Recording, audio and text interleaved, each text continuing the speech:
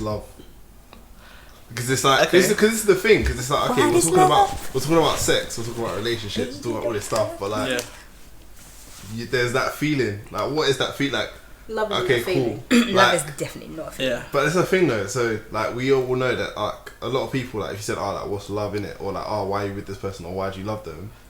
They'll talk about some kind of feeling or some warm fuzzy butterflies in their stomach, like head over heels, like, oh my gosh, like when I wake up in the morning, you're the first person I want to text. Like, oh my gosh. But okay, yeah, like what does love mean, like to you lot? Like, okay, cool, like I understand that, but as a Christian, like what does love mean to you? Who, child? That's a loaded question. It's a mad thing, but it's a question. Yeah. Okay, so love, goodness me. I mean, without getting biblical, I mean, we'll get there, I'm sure. But love to me is that sacrificial decision making. That's the decision, like what you were talking about, Toby. Mm-hmm. I'm choosing you, and it's a series of choices, because I could choose you today, and then tomorrow I'm like, yeah, actually, nah. Yeah. Mm. So I have to keep on choosing you. So love is sacrificial. It's like, it's putting that person before you. It's you saying that I'm gonna do the best that I can within my capacity to put your needs before mine, essentially. And I guess that's on a base level, I suppose. And I guess the difficulty is that people often, that's not reciprocated. So maybe one person is giving and giving and giving and giving. The idea is, hopefully, in any kind of love, not just in like, you know, obviously you go into the different types of love, eros, philia, all of that stuff, we'll come back to that.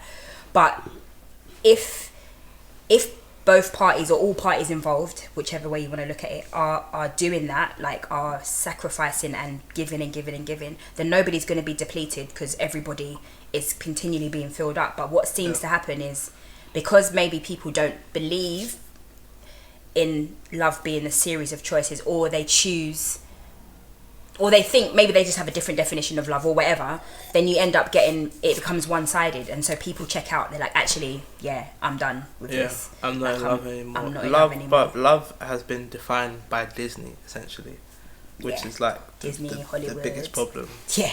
Like, to the idea, for me, this is what I struggled with for so long when I was a bit younger, because like trying to work out, do I actually love this person?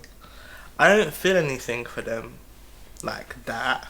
For me, I don't miss people like, I hear that. So. You know, okay, we're in agreement. It takes me like a long time to miss someone. Like, it's one of the ones where like a girl says to you or someone says to you like, oh, did you miss me? It's like, and you're like, raw, do I lie? Crickets. Or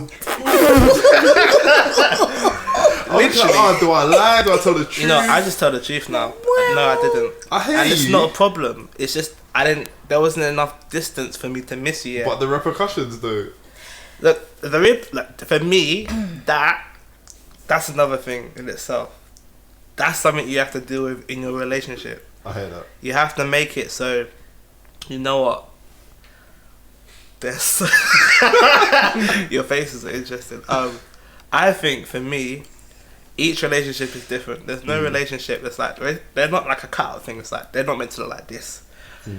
You have to, in your relationship, decide, okay, this is who I am and this is what I need to in a relationship. This is how our relationship is going to be.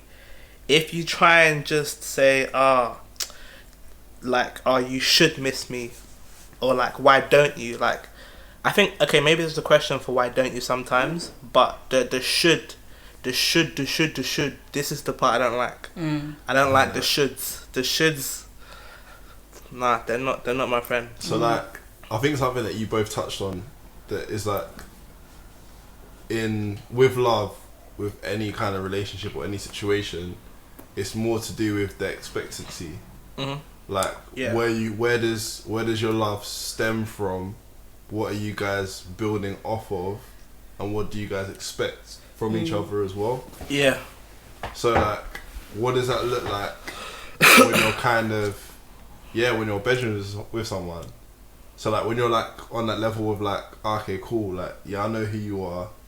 I'm like deciding to kind of talk to you, or like I'm deciding to kind of get to know you, or like, like, I think she's wavy still, or like, I think she's good looking, Do I talk to her? Like, how do I talk to her? Like, okay, like that stage, what does that kind of look like?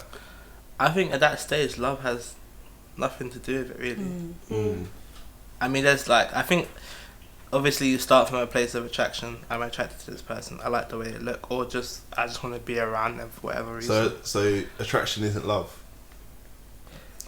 I think that attraction is a part of love. Oh, wow. So you just threw me off completely Scary. with that. I hear that. No, Well, I because thought you were. No. I did. no, because let's be real. Like, I was watching this show. Yeah. Is it Love Is Blind? There you go, that one. And This Netflix this thing. woman basically said that, like, when I was with my ex, like, he's all I could think about. But And I looked remember, at her, she made it very clear, people should not forget, she said she was infatuated with that person. She made it clear that she understood that the obsession was unhealthy. But that's what some people want, though. Like, some people out here, But like, she's already differentiated. She's already differentiated. they that she really knows want to risk it difference. all. Like, they want that kind of... They want that Titanic, like, oh, we're all going to They die. want- Like Romeo and Juliet, like, But we're all going to die. Like, but I They feel, already know that it's not love. but I also feel like that stems from a place of, how can I say this in the kindest way possible? Don't be kind. so, like, be Be honest. honest. Basically, to me that stems from a place of instability. Like someone's unstable for not forever, but for a period of time. And I can speak from. I wouldn't say that I've ever been completely infatuated with someone, but there's been a point where this has been borderline obsessive, and I had to check myself. Like, actually, what is it that I think that this person is going to meet? And it's always out of a lack of something that I have. Yeah. Thinking that this person can meet that, but actually no, they can't. Do you know what I mean? And I guess to throw it back to us being Christians and stuff, and obviously non-Christian people or people with different beliefs may feel differently, but this is why for me it's so important right now for me to actually find my contentment in Christ, because I definitely want to be married. I definitely want to have sex. Let's not get it twisted.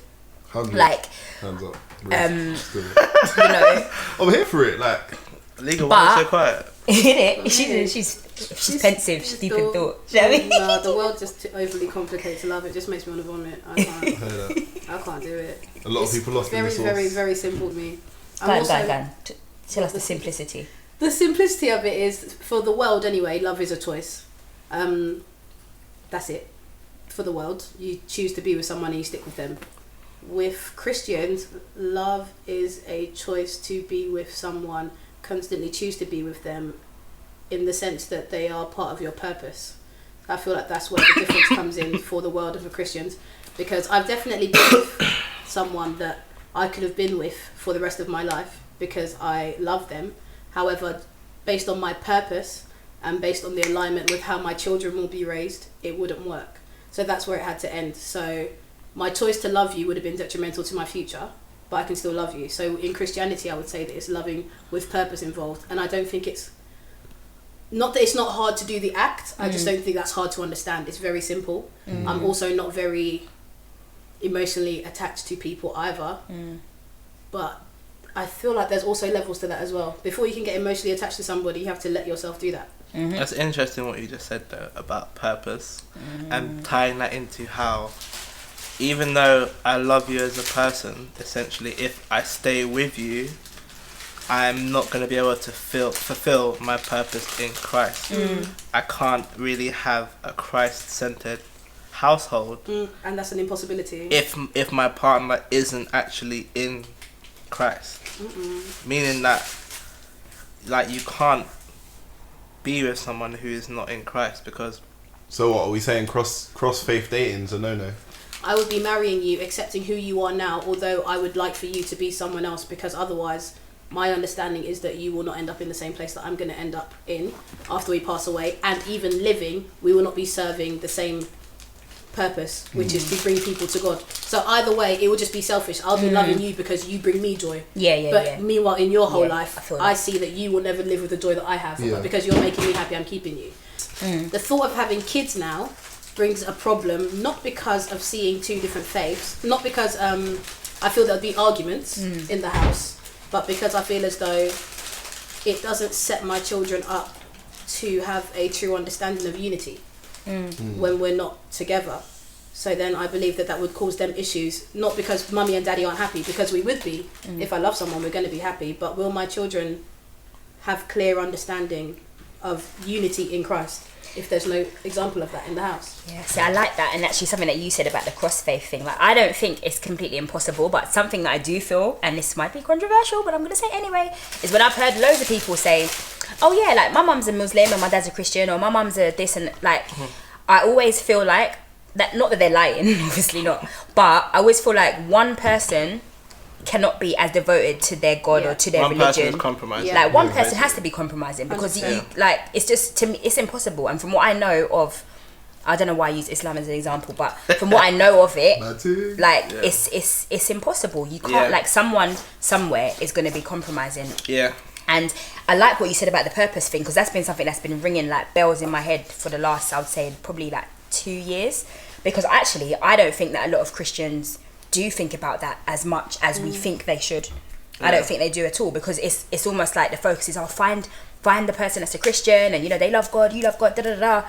But even that, to me, that's not enough. Like, so similarly, I was seeing somebody who loved God and I love God, and we're both Christian and we're both, but when it boils down to it, the kind of thing that he's trying to do and what I'm trying to do is polar opposites. And I wouldn't want to feel like I've missed out on what God's got for me, or vice versa, for the sake of love. Because and I guess this is the thing, this is the beautiful thing about it, I think, with God, is because I don't need a partner to accomplish my purpose, I don't think. No, not at all. Because I'm still gonna, whatever God has for me, and as long as I'm walking with him, I mean, like, Jesus accomplished his purpose, no? yeah, do you know what I mean? So did so Paul. it's still Paul. so I guess it's more about our purposes.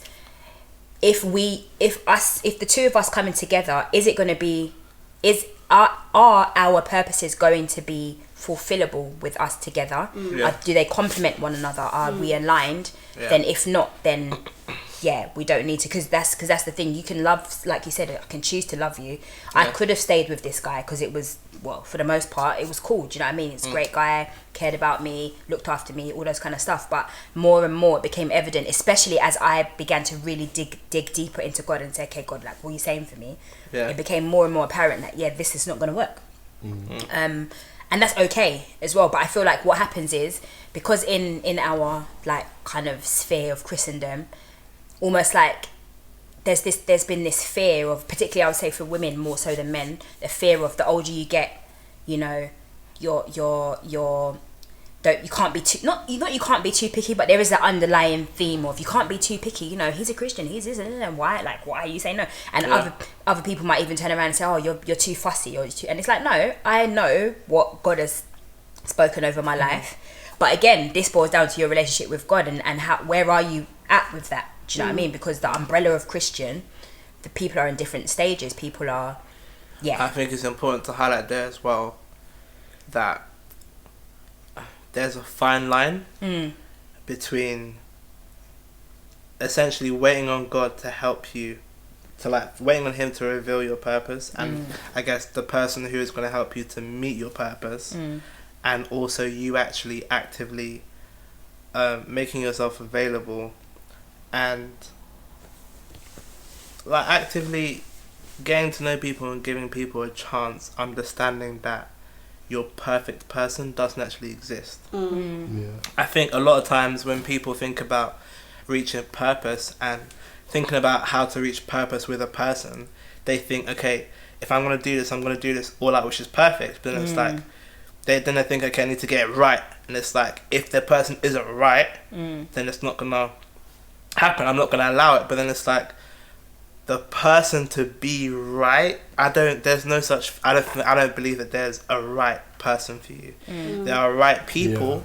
I feel like there are people, there are options, and it's like, girls like, do you want this one or this one or this one or this one or this one or this one? Like, any of these would be fine. Maybe that one, that person there, no, that's not for you. But any of these, I feel like you can work with. Even, I don't even think he's even saying that there's someone that doesn't. I think it's literally, when we think about what love means, it's a choice. And it's a choice that two people make. So it's like, I think any or most relationships can work depending on whether the people are willing. I think it's actually all about willingness now that I think about it.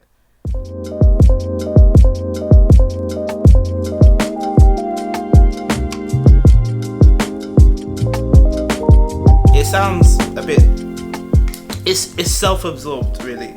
I care so much about what this person is how they're gonna feel about me, but it's like this isn't even about me. Yeah. Your breath is damaging people's like energy. But then there were some people, they left 30 minutes later. I could locate them. I could locate them. But then wait, can I just say,